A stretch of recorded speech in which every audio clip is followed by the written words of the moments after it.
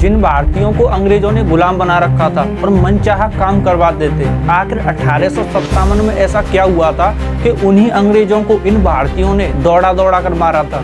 जी हाँ, मैं बात कर रहा हूँ 1857 की क्रांति की।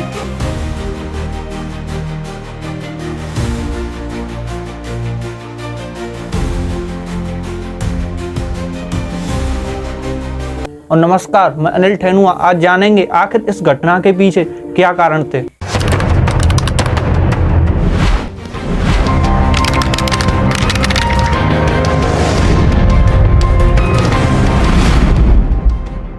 इसकी शुरुआत होती है साल 1798 में आई सहायक संधि से, जिसे उस समय का भारत का गवर्नर जनरल वेलेस्ली लेकर आया था।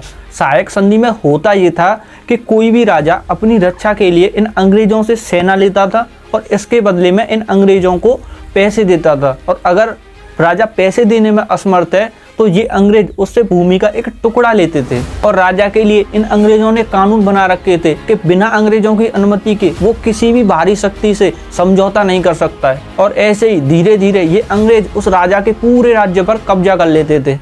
साल 1848 में तात्कालिक भारत का गवर्नर जनरल डलहौजी एक नई नीति ले आया, जिसे हड़प नीति कहा गया। और इस नीति के अंतर्गत अगर किसी राजा के कोई संतान नहीं है तो वो राज्य उस राजा के बाद सीधा अंग्रेजों के हाथों में चला जाएगा।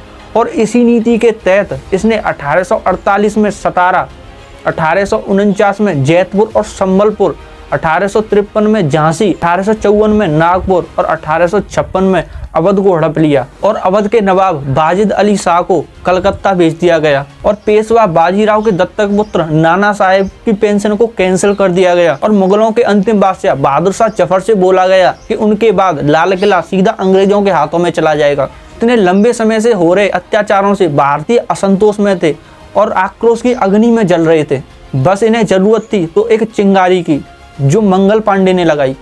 मंगल पांडे 34वीं नेटिव इन्फेंट्री बैरकपुर छावनी के सिपाही थे, जिन्होंने अंग्रेजों के 2 ऑफिसर यूज और बाज की गोली मारकर हत्या कर दी थी। इसका कारण था कि पहले सिपाही बेसफील्ड राइफल यूज करते थे, लेकिन इसके बदले में ये अंग्रेज एनफील्ड राइफल P53 ले आए। और इसका जो कारतूस था उस पर जंग न लग जाए, उसके लिए उस कारतूस के ऊपर सूअर और गाय की चर्बी को लपेट दिया जाता था। और जब चलानी होती थी तो उस चर्बी को दांत से निकालना होता था। इससे हिंदू और मुस्लिम सिपाहियों की आस्था को बहुत ठेस पहुंची और इन्होंने विद्रोह कर दिया। और इसी के चलते मंगल पांडे ने उन दोनों को गोली मार दी थी। और इसके चलते ही 8 अप्रैल 1857 को सभी सिपाहियों के सामने बैरकपुर में मंगल पांडे को फांसी दे दी गई थी। इससे सैनिक भड़क गए और विद्रोह की शुरुआत हो गई। लेकिन अभी भी इन सिपाहियों के पास कोई भी ऐसा व्यक्ति नहीं था जो इनका नेतृत्व कर सके। और इसी नेतृत्व के लिए 10 मई 1857 को ये सभी दिल्ली जा पहुंचे और मुगल बादशाह बहादुर शाह जफर से नेतृत्व करने के लिए बोला। और इसी तरह झांसी से रानी लक्ष्मीबाई, कानपुर से नाना साहेब, लखनऊ से बेगम हजरत महल और बिहार से कुंवर सिंह ने भी विद्रोह कर दिया। इस विद्रोह की कमजोरी ये थी कि पूरा मध्यम वर्गीय समाज इससे अलग था और मराठों से अलग हुआ सिंधिया परिवार इन अंग्रेजों की मदद कर रहा था। और जिस जगह पर भारतीयों के तोप, कारतूस, बंदूक रखे हुए थे, उस पूरे कारखाने में ये आग लगा देता है। और जिसका परिणाम ये होता है कि धीरे धीरे ये आंदोलन कमजोर होता गया और शांत हो गया।